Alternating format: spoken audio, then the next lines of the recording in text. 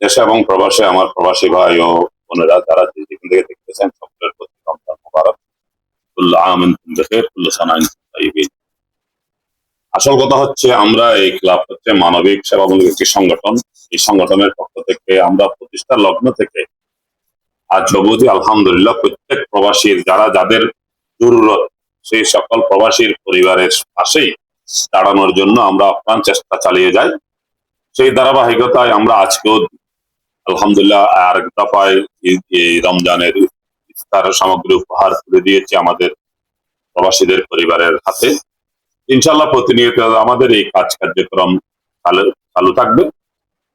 তো যারা যেখান থেকে দেখতে পাচ্ছে আমি তাদের প্রতি বিনীতভাবে অনুরোধ করবো, আমাদের এই লাইভ এই ভিডিও দেখার পরে আপনারা আমাদের ক্লাব সম্বন্ধে অবশ্যই সমালোচনা করবেন।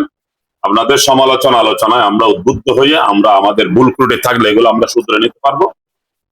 আর যদি আমরা ভালো কাজ করে থাকি আপনারা আমাদের জন্য, আমাদের ক্লাবের জন্য দোয়া করবেন। আল্লাহ তাআলা যেন আমাদেরকে আরো অনেক দূর এগিয়ে নিয়ে যায় এবং এই পবিত্র মাহে রমজানে আমরাও সকলের জন্য দোয়া করি, আপনারা আমাদেরকে দোয়া করবেন এবং আমাদেরকে ক্ষমা করে দিবেন এবং ক্লাবের পেজের মধ্যে আমরা আমাদের সমস্ত কার্যক্রম তুলে ধরি হবে, এগুলো আমরা এই যে অনুদান স্বরূপ কিছু মানুষের পাশে দাঁড়াই ওই উপহার সামগ্রী নিয়ে, এগুলো কিন্তু আমরা খোলামেলা ভাবে সবকিছু মানুষকে দেখাই না।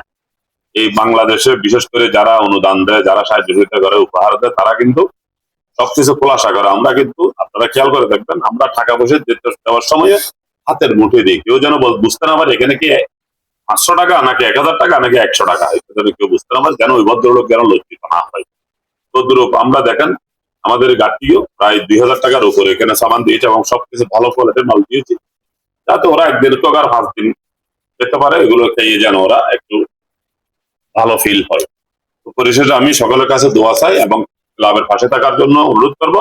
এবং যারা ক্লাবের মেম্বার হয়ে বসে আছেন এখন একটি ফর্ম নাই, সদস্য ফি দেন নাই, মাসিক একটা যে ফি ওটা দেন নাই, সবাই এগিয়ে আসুন, আমরা মানবিক কাজে এগিয়ে যাই। আমাদের সোহেল শিকদার বলেছেন এই কাজগুলো সাথে যারাই সম্পৃক্ত সকলেই সবচেয়ে জারি হিসেবে সওয়াবের ভাগীদার হবেন। এই প্রত্যাশায় সকলের কাছে দোয়া চেয়ে বিদায় নিতে আসি।